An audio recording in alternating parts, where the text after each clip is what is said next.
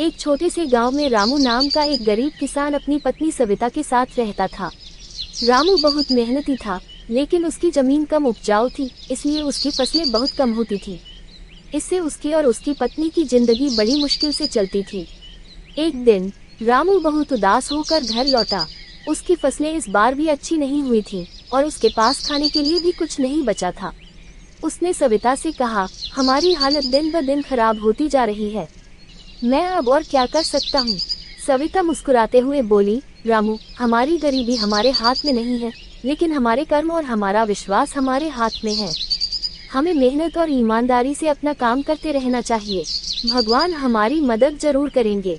रामू को सविता की बातों से कुछ हिम्मत मिली, लेकिन वह फिर भी चिंतित था। अगले दिन वह एक संत से मिलने गया, जो गांव के पास एक मंदिर में रहते थे। संत ने रामू की परेशानी सुनी और उसे एक छोटा सा बीज दिया। उन्होंने कहा, इस बीज को अपने खेत में बो देना और इसकी अच्छे से देखभाल करना। ये बीज तुम्हारी सारी समस्याओं का हल देगा। रामू ने घर आकर बीज को खेत में बो दिया और उसकी अच्छे से देखभाल करने लगा।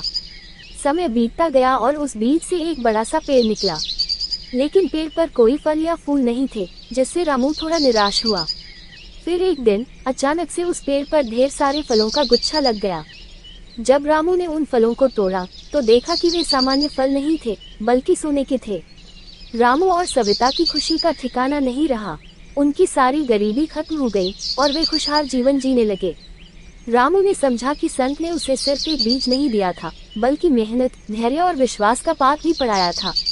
उसने ये सीखा कि कठिनाइयों के बावजूद मेहनत और ईमानदारी से किया गया काम कभी व्यर्थ नहीं जाता और भगवान सही समय पर मेहनत का फल जरूर देते हैं।